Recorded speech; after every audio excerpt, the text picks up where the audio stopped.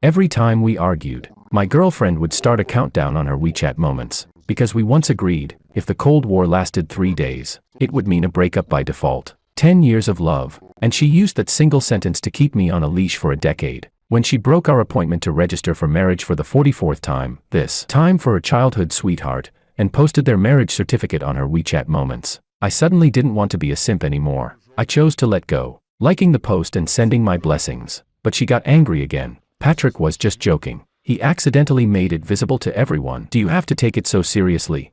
Besides, he just wanted to experience what it's like to get married. I'm a doctor. What's wrong with letting him experience it once?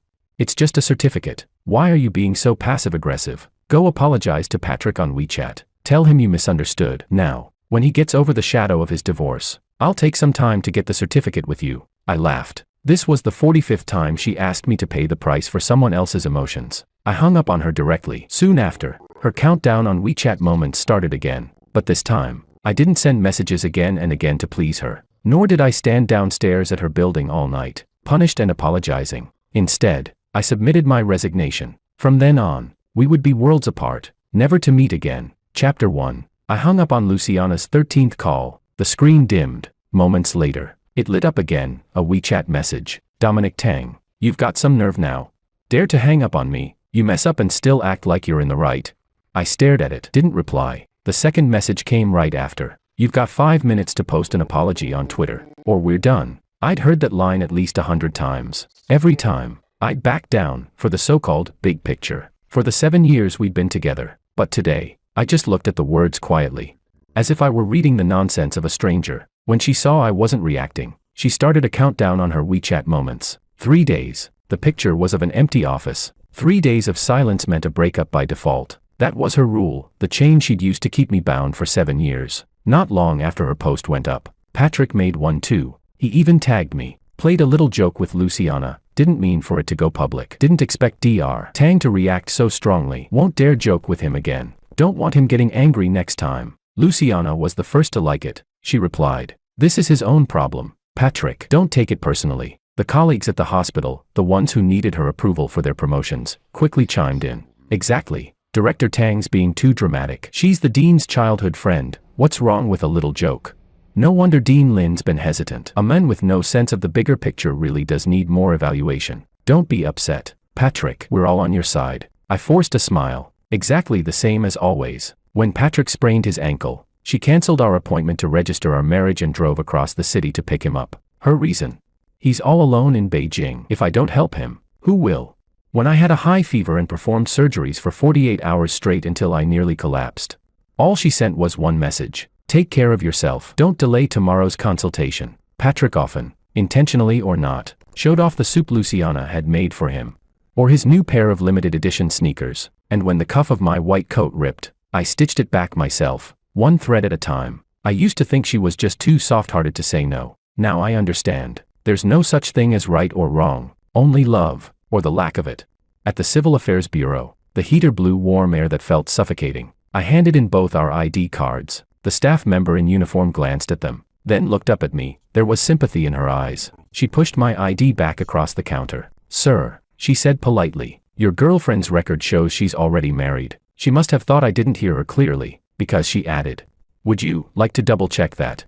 The noise of the hall seemed to drain away. I heard myself murmur a soft Then I took back my ID card and forced what must have been a terrible smile. "No need, thank you." Behind me, a young couple let out a cheerful exclamation. Our window had just opened up. It was a good day. A day for getting married. I looked down at the neatly filled out registration form in my hand. Every word on it was written by me. Slowly, I folded it in half, then again, and tore it to pieces. The scraps fluttered down like exhausted butterflies into the trash can at my feet. I had filled out that registration form 45 times. Given her 45 chances, this was the end of it. Chapter 2. My online resignation request was stuck in the dean's office. A colleague from Human Resources discreetly reminded me that I'd have to get Dean Lin's seal myself. He gave me an address, a KTV. I looked at my phone screen and almost laughed. Luciana Lin, the woman who treated the hospital like her home and her work like her life. The one who demanded full formal attire at every academic conference, forbidding even the slightest hint of carelessness. And yet, she was at a KTV during work hours,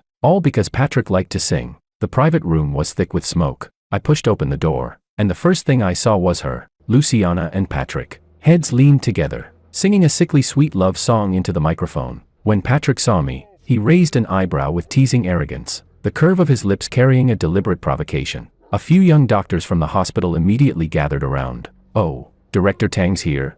I told you. That 3-day countdown won't even last a day before he comes crawling back. Our Dean Lin really is something." One word from her, and she's got Director Tang completely under control. "Come on, stop talking. Pay up, pay up." Their voices weren't loud, but just enough for everyone in the room to hear. I frowned. I'd heard words like these countless times before, but never once had they irritated me like this. "I'm not here to make peace." My words drew a round of laughter. "Oh, don't pretend, Director Tang. Everyone knows you're Dean Lin's ultimate simp, can't drive you away no matter how hard we try." I couldn't be bothered to explain anymore. I took the resignation papers out of my folder and slapped them onto the table. "Dean, sign it." Luciana was about to pick up her pen. Patrick caught her wrist and gave it a playful shake. "My turn to sing, Luciana." She immediately put the pen down. Then, taking out her personal seal from her bag, she tossed it toward me, as casually as throwing out trash. "Stamp it yourself, and next time, don't come to places like this. You're disturbing me and Patrick when we're trying to relax." I looked at the seal, the very same one that even the vice dean wasn't allowed to touch, the symbol of her absolute authority. She used to wear white gloves every time she stamped a document, as if it were some sacred ritual, but now, just to keep singing with Patrick, she'd thrown it at me like it was nothing. I picked up the seal and pressed it hard at the bottom of the page. The red ink spread like a splash of glaring blood. I gathered my papers and turned to leave. Luciana stopped me. "Wait." She tossed over a USB drive. "Finish Patrick's SCI paper for his title review." I couldn't even remember how many times I'd done this, made wedding clothes for someone else. All I knew was, every paper I stayed up all night to write bore someone else's name. Every surgery I performed until dawn was credited to the department head. I used to believe Luciana whenever she said we needed a sense of the bigger picture, that we had to think for the hospital as a whole. I believed her. I thought she saw everything I gave, but those sacrifices only ever earned her a sense of entitlement, and progressively bolder orders. Now I wasn't part of her hospital anymore. "I won't do it. I already." My words were cut off by Patrick's aggrieved voice. "Luciana, if Dr. Tang won't do it, fine, then I won't apply." Luciana instantly softened. "What nonsense. That can't happen." She turned to me. Her gaze went cold. "Dominic, don't you know your post already made Patrick very unhappy? Now I'm asking you for a favor and you're balking. If you keep this up, do you believe I can make it impossible for you to work in the whole medical circle?" I sneered inwardly. When my father's surgery had failed years ago, she'd only said, "My condolences," over the phone, cold and distant. Now, over Patrick's title evaluation, she was frantic as if the sky were falling. "Do as you please," I said flatly. The private room fell instantly silent. Shock showed across Luciana's face, unmistakable. Patrick let out a light laugh and tried to smooth things over. "See, Luciana, I told you, Tang's just playing hard to get. Wants you to coax him more." Luciana believed it immediately. The surprise on her face vanished and she slipped back into that composed, confident queenly posture. Her tone softened considerably. "All right, Dominic. I know you've been under pressure lately. I've been neglectful. You quietly help Patrick finish the paper, and in 3 days I'll go with you to register. Okay." Another empty promise, another painted-out pie. Too bad. I had no appetite left for it. I didn't answer. I turned and walked away. The colleagues behind me started their snide commentary again. "Ah, why be so proud? Just wait, by tomorrow at the latest, he'll be crawling back to make peace." A nasty impulse rose in me. I wanted to see them utterly defeated. I snorted and looked back at them. "Fine, then you just wait and see." Chapter 3. My resignation was approved quickly. I immediately went to the best public tertiary hospital in the city. Top surgical talent is snatched up everywhere. The new hospital's director interviewed me personally and decided on the spot. He not only offered me the position of deputy chief of general surgery, he also assigned me an expert apartment in the city center. I could finally move out of that dilapidated staff dormitory. Luciana always said I had no ambition in life. She didn't know that almost all my salary had gone into equipment upgrades and research funding at her private hospital. I thought that was our future too. On moving day, I saw Luciana and her family at the entrance of the upscale restaurant beneath my new apartment building. And Patrick. The four of them looked perfectly happy together, like a real family. I instinctively hid behind a nearby pillar. The scene reminded me of the first time I went to her house. I brought carefully chosen, expensive health supplements, my palms sweating with nerves. Her mother served me a bowl of thin, tasteless noodles. When I offered to take them out for a proper meal, her father scolded me. "You don't know how to save, no wonder you won't get far." The gift I brought was taken and given to a relative's child. At the time I told myself they were simply frugal by habit. Now, by comparison, I looked like a clown. Patrick, we all know about you and Luciana, came Luciana's mother's voice, amused. Not like Dominic, who's all wooden, does surgeries day and night. No sense of fun. Luciana's father joined in. Yeah, our hospital getting first in the city this time was thanks to Patrick. He knows how to pull strings with the health commission leaders. I stood in the shadow, shaking with anger. That evaluation. I led the team, stayed up nights for a month, organized thousands of documents, ran 3 mock presentations. We fought our way through dozens of hospitals to win it. I thought she'd be proud of me. Instead, my achievement was credited to Patrick. I looked at Luciana. She only sighed. Make do. After all, it's been so many years. Her tone sounded like someone talking about an old piece of clothing she'd worn too long, reluctant to toss but ready to give up. Luciana's mother continued, her voice openly disdainful. Luciana, I'm telling you, Dominic brings bad luck to his family. Look, his parents died young in an accident. If you stay with him you won't have a good outcome. Brings bad luck to his family. Those words cut deep into my chest. My eyes went red in an instant. Years ago, Luciana's parents were in a major car accident in the neighboring city, bleeding heavily and needing rare blood plasma. It was my parents, they were doctors too. They drove all night to retrieve plasma from the blood bank and rushed to the neighboring city. To avoid a truck running a red light, they and the car plunged into the icy river. The plasma was saved. They never made it out. Luciana's family cried then and promised they would treat me like their own son. But now, there was no compensation, no repayment. Instead I became the one they called Jinx. I couldn't stand to listen any longer. I was afraid I'd lose control and run up to them and ask whether their conscience had been eaten by dogs. I turned and walked away quickly. The restaurant lights were bright and warm. They couldn't reach into my heart anymore. Chapter 4. I turned to leave. Well, if it isn't Director Tang. Patrick's voice carried just the right touch of surprise, and the smugness he couldn't quite hide. Luciana's family all looked over. Luciana instinctively put down her chopsticks, her brows knitting together. Dominic, what are you doing here? Patrick immediately followed up, his tone dripping with mischief. Luciana, Dr. Tang really can't let you go. Wherever you go, he shows up. Luciana's face darkened at once. She seemed to believe Patrick completely. Her eyes on me were full of irritation and suspicion. Dominic, there's so much work at the hospital. What are you doing here? Why have you become so paranoid lately?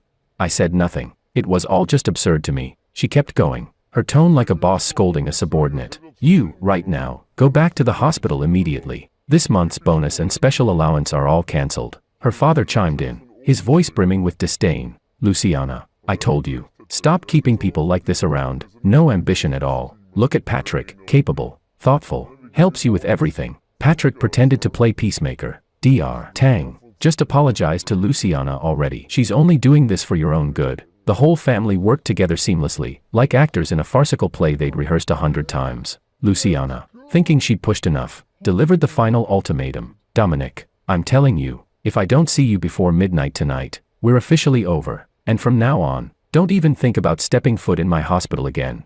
I looked at her, calm as still water. She would never know what I'd just overheard. That night, Luciana waited in her office until 11:30 p.m. Dominic still hadn't come. Annoyed, she tugged at her collar and called her assistant. He didn't come to the hospital today.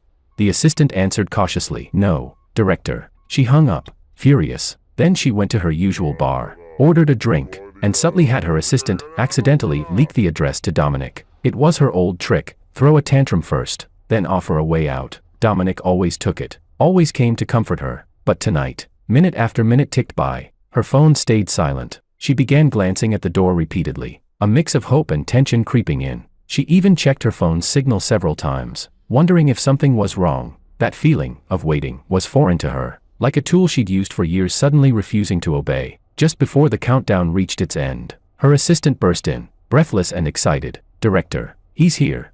He's downstairs, and he's holding flowers.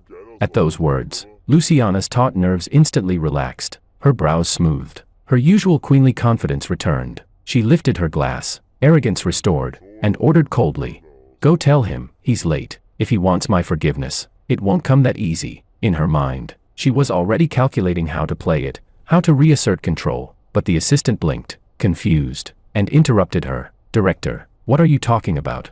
The person downstairs is Mr. Patrick. Luciana's hand froze midair, the wine glass trembling slightly. The proud smile on her face solidified, and then shattered. Chapter 5. The atmosphere in the private room turned awkward instantly. Those colleagues who had bet I would come back to apologize looked at each other in silence. The assistant hesitated, then asked carefully, "Director, aren't you going down to see Mr. Patrick? He seems to have been preparing this for a long time." Luciana let out a cold laugh. "Why would I go down?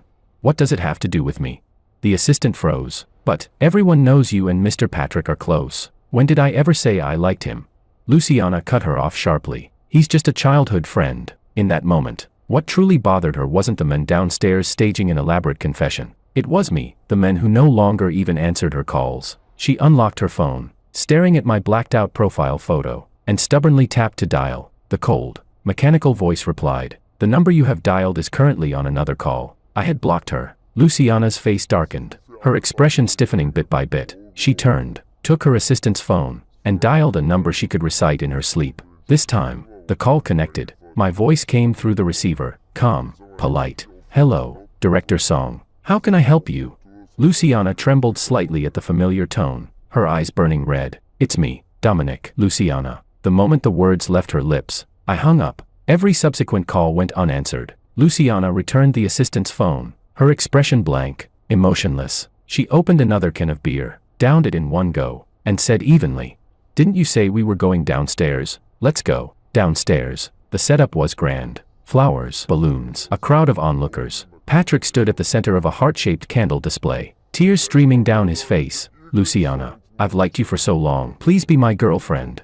The crowd chanted around him. "Say yes, say yes."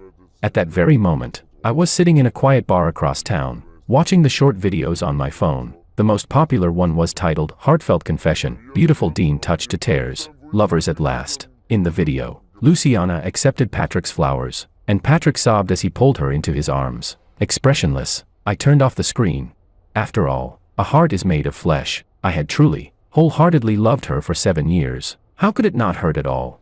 I kept drinking, one glass after another, until someone gently took the glass from my hand. "Director Tang, that's enough. You've got a big surgery tomorrow." I looked up. A girl in a simple white t-shirt was smiling at me, bright and unguarded. It was Robin, my new colleague, a brilliant young surgeon. Unlike most female doctors, she didn't wear that perpetual mask of seriousness. Her eyes were bright, like summer stars caught in a clear night sky. She sat down beside me naturally, as if we'd known each other for years. "Getting upset over people who don't deserve it is just punishing yourself for their mistakes," she said, swirling her glass of lemonade. "Not worth it." Then, without asking, she called the waiter, paid the bill, and half-guided, half-carried me home. I wasn't drunk, really, just tired of moving. At my apartment door, she made sure I was steady, then waved with a clean, warm smile. "Get some rest. See you tomorrow." She paused, then added playfully, with a hint of admiration, "My brilliant lead surgeon." I watched her figure disappear into the elevator, and suddenly, the night didn't feel quite so hard to bear. Chapter 6. The surgery the next morning went perfectly. I was the lead surgeon. Robin assisted. Our coordination was seamless. We hardly needed words. One glance, and she knew exactly what I needed next. When the operation was over, I leaned against the wall, exhausted. Robin handed me a bottle of warm water, twisting the cap open before passing it to me. She smiled. "Director Tang, full marks today." I looked into her bright eyes and murmured a thank you. For the first time, I felt how light and genuine it could be to work alongside someone. No scheming, no exploitation, just mutual trust and silent understanding. That peace didn't last long. The moment I stepped out of the operating room, I saw Luciana. She stood at the far end of the waiting area, wearing a crisp business suit, arms crossed, expression unreadable, just like before, when she would show up to inspect work at the hospital. The sight made something heavy settle inside me. I didn't acknowledge her and kept walking toward my office. She hurried to catch up and blocked my way. "Dominic, we need to talk." I stepped around her, continuing forward. She blocked me again, reaching for the medical file in my hand. "Let me take that back to your office for you." She was trying to create contact, by any means. "Let's go downstairs for a coffee." "Okay." Her tone was cautious, almost pleading. It was a side of her I had never seen before. The cafe's air conditioning was strong and cold. Luciana spoke first, offering an explanation for that night's confession. "Dominic, about that night, please don't misunderstand. I didn't know Patrick would do that. There were so many people watching. I just didn't want him to lose face in front of everyone. That's why I didn't reject him outright." She watched my face carefully as she spoke, waiting for me to soften like I always had. "Afterward I made it clear to Patrick, I'm not seeing him." I listened, my heart still, almost amused. So, to spare him embarrassment, she could accept his embrace. Then what next? Would she also marry him, just to spare him heartbreak? Oh, right, she already had. I interrupted her defense, my tone calm. Everything you're saying has nothing to do with me anymore. Luciana's expression shifted slightly. I continued, I only came here to make something clear. I lifted my head and met her eyes, the same beautiful eyes that had trapped me for 7 long years. 3 days of silence means breakup. That was your rule from the very beginning. Her pupils contracted sharply. I finished, slowly, word by word. Luciana, please keep your own promise. We've broken up. I used her own rule, the one she'd wielded to control me for years, to seal the coffin on the absurd love between us. Chapter 7. Luciana probably never imagined I'd use her own rule to turn against her. She froze for a long time before finding her voice again, her face full of unwillingness. Dominic, do you really have to do this? She leaned forward, eyes blazing, pulling out what she thought was her final card. Our hospital is about to start a major international collaboration. You're the core of that project. We promised we'd make it the best in the country. Remember? She thought I'd still be swayed by ambition and shared dreams. When she saw that I wasn't moved, she immediately switched tactics, the pitiful expression I knew too well. Dominic, don't be like this. Okay. I'm about to go abroad for a research exchange. Don't make me worry about you while I'm away. That was always her way, a slap followed by a sugar-coated apology. Too bad. I couldn't taste the sweetness anymore. Just then, her phone rang. It was Patrick. She glanced at the screen, frowned, and hung up, but he was persistent. The phone rang again, and again. Eventually, she picked up. From the other end came Patrick's panicked voice, loud enough for me to catch words like my mom and surgery. Luciana's face changed immediately. She slipped into that familiar tone, gentle, patient, full of care. All right, don't panic. I'll come right away. Don't cry. Your mother will be fine. I'll be there in 20 minutes. When she hung up, she hurriedly grabbed her bag, speaking quickly. Dominic, Patrick's mother is sick. I have to go handle it. Then she drew another one of those promises she'd always dangled like candy before me. Wait for me to come back. Once I'm back, we'll go get our marriage license right away. And just like that, she rushed out of the cafe, even forgetting to pay the bill. I watched her back as she left, my heart utterly calm. She was always like this. My problems, no matter how big, were small things. Patrick's problems, no matter how small, were everything. Luciana went abroad. Patrick followed, and my world finally went quiet. At the new hospital, I thrived. I completed several complex surgeries in a row and quickly gained a reputation in the field. Robin often came to my office under the pretext of academic discussion. She would bring me coffee from the best cafe downstairs or share interesting medical cases. We got along effortlessly. Whenever she was around, I felt relaxed. Our colleagues noticed too, often teasing me. Director Tang, Dr. Lin is such a great girl, you'd better not miss your chance. Some even gossiped in private. Do you know who Dr. Lin's family is? Her father's Professor Lin Jinghua, the top neurosurgeon in the country. Her mother founded the biggest pharmaceutical company in China. The guys chasing her could line up from this hospital all the way past the Third Ring Road. Hearing that, my chest tightened involuntarily. I looked over at Robin, patiently explaining post-op care to a patient. Her white coat neat, her smile gentle and warm, like sunlight breaking into the cold corridors of the hospital. But that light, it was too bright. So bright, it made me feel small. I remembered Luciana's parents' words, no future, wooden, social climber. I thought of myself, just a boy from a poor rural town who clawed his way up by studying harder than anyone else. Robin and I, we were from 2 different worlds. From that day on, I started to distance myself from her. When she came to discuss cases, I stuck strictly to work, never an extra word. When she brought me breakfast, I found an excuse to pay her back the next day. When she invited me to dinner after work, I declined, saying I had a surgery scheduled. Smart as she was, Robin soon sensed my withdrawal. One night, she sent me a WeChat message. Director Tang, did I do something wrong? Did I make you dislike me? I stared at those words, my chest tightening painfully. I didn't dislike her. I was just afraid. Afraid of repeating the same mistakes. Afraid I wasn't good enough for someone like her. After a long struggle, I finally replied, with a line cloaked in politeness, but cruel all the same. No, you didn't. You're great. I just think if we get too close, people might misunderstand. The typing indicator stayed on for a long time. So long I thought she wouldn't reply. Finally, she sent a short message. Okay, I understand. Sorry for bothering you. Her gentle understanding, her retreat, felt like a needle driven straight into my chest. I set down my phone and stared out at the lights of 1,000 homes beyond the window. A crushing ache welled up inside me. It was me. I had pushed away the only light that could have warmed me. Chapter 8. After that, between Robin and me, there was truly nothing left but work. We cooperated smoothly on the operating table. We discussed patients politely during rounds. When we crossed paths in the hospital corridor, we nodded, exchanged a brief greeting, and walked past each other. She never brought me breakfast again.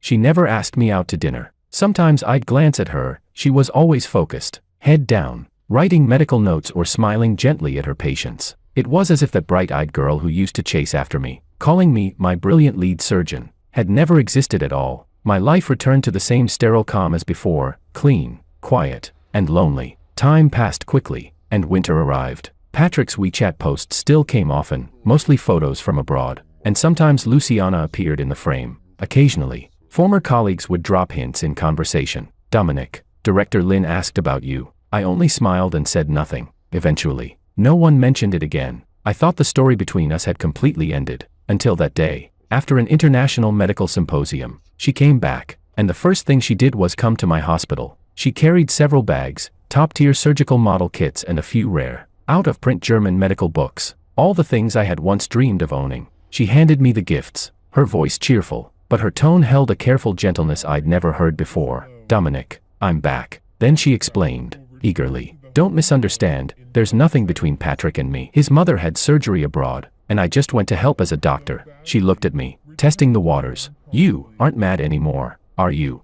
I looked at her, at that perfectly measured mix of hope and vulnerability on her face. For a fleeting second, I almost forgot that she, too, had once been capable of gentleness. But that feeling disappeared just as quickly. "Our hospital's collaboration project, I've still kept your place on the team," she added, as if that would tempt me. I just smiled quietly, didn't say a word. My silence must have misled her. Seeing my faint smile, her expression changed, that familiar look of pride and self-assured victory returned. She thought I was still the same Dominic, the man who would surrender the moment she softened her voice. She stepped closer, reaching up to adjust the collar of my white coat, a gesture she had once used often, casually intimate. I stepped back, deliberately, and precisely avoided her touch. Her hand froze in midair. The smile on her lips stiffened. I spoke calmly, cutting through the silence first. "I'm sorry, Director Lin. I'm doing well at my new hospital. I have no plans to change jobs for now." Luciana's expression darkened instantly. She frowned, her tone sliding back into that old,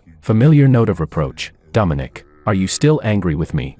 I've already lowered myself so much to come find you." She still thought this was about anger. I interrupted her slowly, speaking the words I had rehearsed countless times, the words I most wanted her to hear. "No," I said, looking at her, even smiling a little. "I'm not angry anymore. I just don't love you anymore." Luciana froze completely. The color drained from her face, inch by inch, from displeasure, to shock, to panic, until only disbelief remained. A pale, hollow disbelief. That single sentence cut clean through all her defenses, stripped away her pride, her certainty, her control, and made her face the cruelest truth she'd never dared imagine. Her, I didn't want anymore. Chapter 9. That night, my department held a celebration banquet for me. I had just received the Outstanding Young Physician Award. I'd had a few drinks, but I wasn't drunk. When I got back to my apartment building, I saw the last person I wanted to see, Luciana, and beside her, crying pitifully, was Patrick. She was holding a bottle of red wine, probably taken from the banquet. She looked terrible. Her hair was messy, her eyes bloodshot. All the proud, composed air of the dignified hospital director was gone. She looked like a woman on the edge of madness. She stood in front of me, thrusting the bottle toward me. "Dominic, I was the one who submitted the application for that award for you. And this is how you repay me." I looked at her, feeling only disgust. "Please move aside." She refused, gripping my arm with surprising strength. "I don't believe it. You said you'd always stay by my side, that we'd make the hospital #1 together." She was clinging to faded promises, trying to convince herself they still meant something. I couldn't shake her off. Then, another hand reached out, firm, steady, and pried Luciana's fingers off my arm. It was Robin. She had just come from the same banquet, facing Luciana Lin. Her expression was icy. "Director Lin, please control yourself. Director Tang just finished surgery and had some drinks. He needs rest." Then she turned, standing protectively in front of me. In that moment, I looked at her small but steady frame, her straight back, and something inside me broke open, collapsing inward. Luciana froze for a few seconds when she saw Robin. Then she sneered, as if suddenly finding the reason for all her failures. "Well, look who it is." The little seductress. Her eyes turned venomous as she glared at me. "Dominic, so she's the reason you're so determined to leave me, huh?" Stop pretending to be the victim. You two were fooling around behind my back, weren't you? You pathetic. Before she could finish, a sharp slap echoed through the quiet hallway. Robin had struck her. Her face was cold as ice, her voice cut like glass. Keep your filthy mouth shut. Luciana was stunned, then went wild. Swinging back at her, the two women clashed. Robin, despite her delicate frame, moved with surprising speed. Luciana didn't stand a chance. Within seconds, she was thrown to the ground. Security guards rushed over and pulled them apart. Luciana wiped the blood from the corner of her mouth, eyes blazing with hatred. What? Did I hit a nerve? She spat. You're some spoiled little princess with a silver spoon. Why are you throwing yourself at a phoenixman like him? You and Dominic, a pair of liars, perfect for each other. Phoenixman, liar. The words stung like needles in my ears. I looked at Robin, this woman who had just fought for me, her cheek marked with a red scratch, still standing in front of me, defiant, protecting me. All the emotions I had been forcing down for so long, everything, broke free at once. I stepped forward slowly. Under everyone's shocked gaze, I raised my hand and struck Luciana hard across the face. The sound cracked through the hallway like thunder. The world went silent. My eyes burned red. My jaw clenched tight. I stared at her, this woman who had once consumed 7 years of my life and delivered my final verdict on what we had been. I'm grateful, I said coldly. Grateful I finally see you for what you really are, a bitch. Chapter 10. That night's chaos finally ended when the security guards broke it up. Luciana was dragged away by Patrick. Half pulled, half carried. I stood there for a long time before finally sending a message to Robin. Sorry, Anne, thank you, she replied almost immediately. No need to apologize. I did it willingly. Though, maybe you could make it up to me with a cup of hot cocoa. We met downstairs at the cafe. I looked at the faint bruise at the corner of her lips, my chest tightened painfully. Luciana's voice still echoed in my head. Phoenixman, pathetic. Those words stabbed right into the softest, most fragile part of my pride. I looked at Robin, a girl born into privilege, radiant, warm like sunlight, and then I looked at myself. Apart from this white coat and a scalpel, I had nothing. What right did I have to let her stand beside me and be dragged into the mud of gossip? When she looked at me with those bright, expectant eyes, I still said the cruelest lie of my life. We're not suitable for each other. Her smile froze. Slowly, it faded away. She looked at me for a long moment, then nodded softly. All right. I turned and walked out of the cafe without looking back. Winter came, and with it, news of Luciana. Without me, her golden surgeon, the reputation and surgical success rate of her private hospital plummeted. The final blow came from Patrick. His mother's operation at her hospital had failed, triggering a major malpractice dispute. To secure a higher settlement, he spread every bit of dirt he knew about the hospital. In the end, the place was shut down and investigated. Luciana was ruined, abandoned by everyone, trapped in the ruins of her own making. All of it felt like something from a past life. That day, I was on my usual ward rounds when it happened. A distraught patient's family member suddenly pulled a fruit knife from his coat and charged at me, screaming, "Give me back my father's life."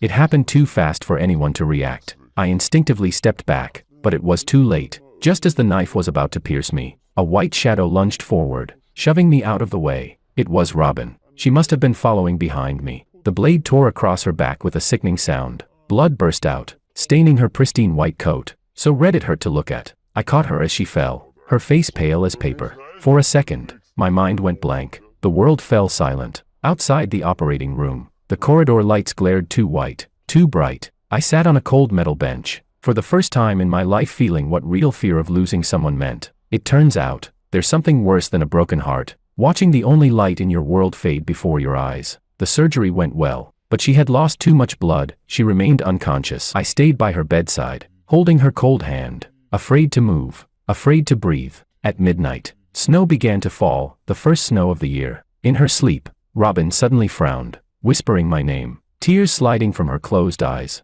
"Dominic, don't push me away, please." Those words shattered every wall I'd built inside me. Tears fell uncontrollably down my face. I lowered my head and pressed a gentle kiss to her forehead. Her eyelashes trembled. Slowly, she opened her eyes. She looked at me, weak, but smiling. I knew it. "You couldn't let me go." I broke completely then, buried my face in her warm palm, my voice hoarse beyond recognition. "I'm sorry. I'll never push you away again." Outside, snow kept falling, silent, endless, and inside me, for the first time in years, the light returned.